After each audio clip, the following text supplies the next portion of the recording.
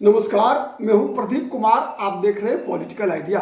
Political idea के आज के इस अंक में आप सभी दर्शकों का बहुत बहुत स्वागत है। मित्रों, बिहार में विधानसभा चुनाव के प्रथम चरण के लिए जो चुनाव प्रचार है वो कल समाप्त हो जाएगा। 6 तारीख को मतदान होना है और बिहार में अगर हम चुनाव प्रचार अभियान का विश्लेषण करने का प्रयास करें तो महागठबंधन की तुलना में एनडीए कहीं आगे है। एनडीए का जो चुनाव अभियान है, अगर इसको हम समझने का प्रयास करें तो एनडीए का चुनाव अभियान मोटे तौर पे आप कह सकते हैं 2 प्रकार की रणनीतियों पर आधारित है। एक तो एनडीए विकास के मॉडल, नीतीश कुमार का लोक कल्याणकारी योजनाएं, फ्री बीज, चाहे वो फ्री बिजली हो, चाहे वो 10,000 रुपये देना हो, चाहे वो खाता में जितना भी ट्रांसफर कराना हो, खजाना खोलना हो, ये मुद्दे हैं एक तरफ। वहीं इस मुद्दे पर उसका मुकाबला तेजस्वी यादव के साथ भी है। सरकारी नौकरी की गारंटी, हर परिवार के एक व्यक्ति को सरकारी नौकरी की गारंटी देना। तेजस्वी यादव यह भी आरोप लगाते हैं नीतीश कुमार पर कि नीतीश कुमार तो मात्र 125 यूनिट 125 यूनिट बिजली फ्री किया है उन्होंने, हम आएंगे सरकार में तो 200 यूनिट फ्री करेंगे। साथ ही तेजस्वी यादव ने एक और बयान दिया कि जितने भी अपराधी हैं सबको हम 26 जनवरी तक, चाहे वो किसी भी जाति धर्म का हो, उसको जेल के अंदर डालेंगे। तो यह विकास का एक मॉडल है जिस पर दोनों गठबंधन के बीच मुकाबला चल रहा है। एक और फ्रंट है, उस फ्रंट पर भी चुनाव प्रचार, चुनाव अभियान चल रहा है और वो फ्रंट है ध्रुवीकरण का। आरजेडी और महागठबंधन जहां ध्रुवीकरण जाति के आधार पर कराना चाहती है, वहीं भारतीय जनता पार्टी वो ध्रुवीकरण धर्म के आधार पर कराना चाहती है। और जब बीजेपी के धर्म पर आधारित ध्रुवीकरण का मामला हो तो इसमें बीजेपी का पोस्टर हुआ है, योगी आदित्यनाथ का नाम सर्वोपरि है, सबसे ऊपर है योगी आदित्यनाथ। वो बीजेपी के, वो एनडीए का वो ग्रुप जो बिहार में धार्मिक ध्रुवीकरण के सहारे एनडीए के खाता को, टैली को आगे बढ़ाना चाहता है, उस टीम के कैप्टन के रूप में योगी आदित्यनाथ उभर रहे हैं। योगी आदित्यनाथ का जितना भी चुनाव अभियान चल रहा है, जहां जहां सभाएं हो रही हैं, आप अगर थोड़ा सा नजर डालेंगे कि कौन से विधानसभा सीट पर, किस क्षेत्र में और कौन से मुद्दे योगी आदित्यनाथ के द्वारा उठाए जा रहे हैं, तो आपको स्पष्ट दिखेगा कि योगी आदित्यनाथ कहीं भी किसी भी विकास के मुद्दे की बात नहीं कर रहे हैं।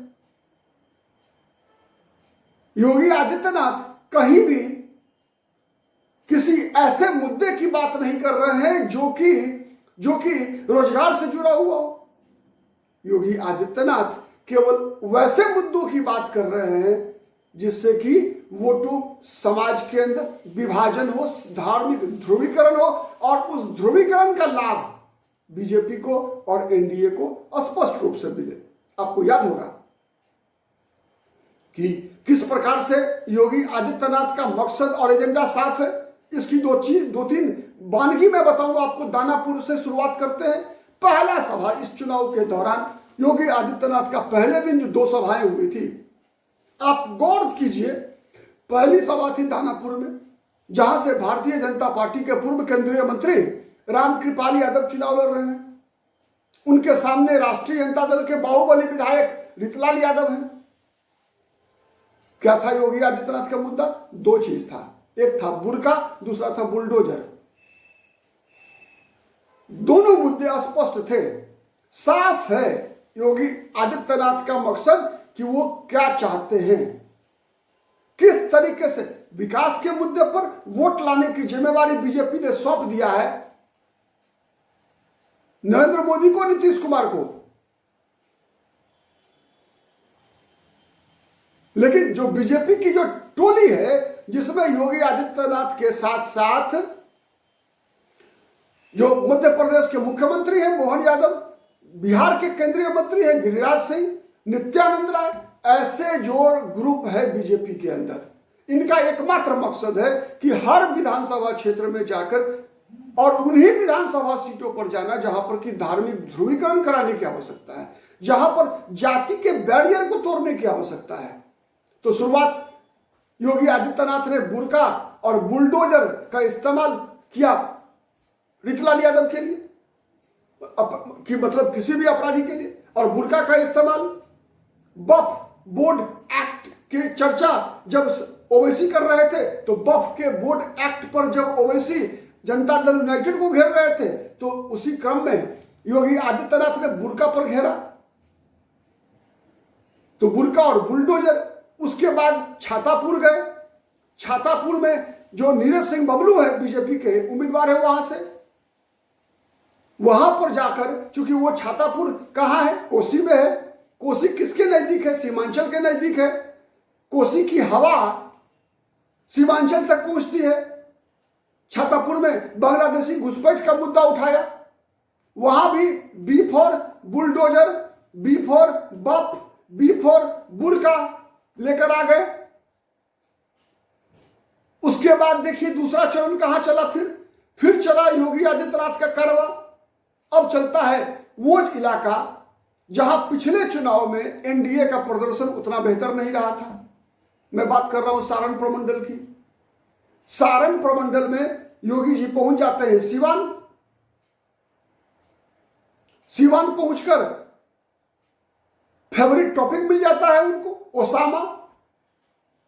ओसामा नाम ही, मतलब ओसामा का नाम से ही जोड़ देते हैं ओसामा के काम को।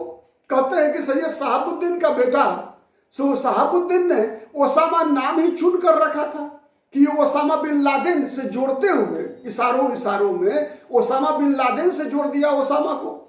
मकसद साफ था, मकसद साफ था, ओसामा को ओसामा बिन लादेन से जोड़ देना। वहां पर जाके चर्चा किया उन्होंने चंदा बाबू के बेटों की, सिवान में चंदा बाबू के बेटों की चर्चा करना। रघुनाथपुर विधानसभा सीट पर चुनाव प्रचार करते हैं योगी आदित्यनाथ। गुड़िया कोठी में प्रचार करते हैं योगी आदित्यनाथ। क्यों, क्या मकसद है, कौन है उम्मीदवार, किसको निशाने पर लेते हैं, कौन सा वोटर वर्ग जो मतदाता समूह योगी आदित्यनाथ के निशाने पर आता है। तो योगी आदित्यनाथ का मकसद साफ है, एजेंडा साफ है। कहीं भी विकास की बात नहीं करना, कहीं भी कानून व्यवस्था की बात नहीं करना, कहीं भी कोई डेवलपमेंट का रोड मैप नहीं बताना, कहीं पर रोजगार की बात नहीं करना, कहीं पर कुछ भी बात नहीं करना, केवल और केवल बात करना सांप्रदायिक ध्रुवीकरण का, जिससे कि वोटों का आंकड़ा बढ़ाया जा सके। और विधानसभा क्षेत्रों का भी चुनाव, जहां राजपूत ज्यादा हो, जहां मुसलमान अधिक हो, जहां धार्मिक ध्रुवीकरण के बगैर बीजेपी के जीतने की संभावनाएं कम हो। और सबसे बड़ी आश्चर्य की बात क्या है मित्रों, मैं बताऊं कि पहली बार ऐसी स्थिति है जब नीतीश कुमार इन सब बातों पर कोई ऑब्जेक्शन नहीं कर रहे हैं। इससे पहले का नीतीश कुमार, 2025 से पहले का नीतीश कुमार याद कीजिए, चाहे जो भी विधानसभा चुनाव बीजेपी के साथ लड़े हो या नहीं लड़े हो, जब नहीं लड़े तो कोई बात ही नहीं, जब लड़े बीजेपी के साथ किसी भी विधानसभा चुनाव में नीतीश कुमार ने बीजेपी के किसी भी फायर ब्रांड नेता को धार्मिक ध्रुवीकरण कराने की आजादी नहीं सौंपी थी। जब याद कीजिए, जब गिरिराज सिंह जैसे लोग जब कोई धार्मिक ध्रुवीकरण, तनाव का मुद्दा, विभाजनकारी मुद्दा जब उठाते रहे, तब नीतीश कुमार इंटरफेयर किया करते थे कि गठबंधन में रहकर ऐसा नहीं चलेगा। लेकिन इस बार नीतीश कुमार के उम्मीदवार के क्षेत्र में योगी आदित्यनाथ का डिमांड हो रहा है और योगी आदित्यनाथ जा रहे हैं और वहां पर इसी प्रकार के बयानबाजियां हो रही है, भाषणबाजियां हो रही है। तो चाहे बात ओसामा की हो, चाहे बात बफ एक्ट की हो, चाहे बात बुर्के की हो, चाहे वो बात बुलडोजर की हो, निशाना पर वोट है। आज के लिए इतना ही, बहुत बहुत धन्यवाद। अगर हमारा विश्लेषण आपको पसंद आता है तो प्लीज लाइक कीजिए, शेयर कीजिए, कमेंट कीजिए। और अब तक यदि पॉलिटिकल आइडिया चैनल को सब्सक्राइब नहीं किया है तो प्लीज सब्सक्राइब कर लीजिए।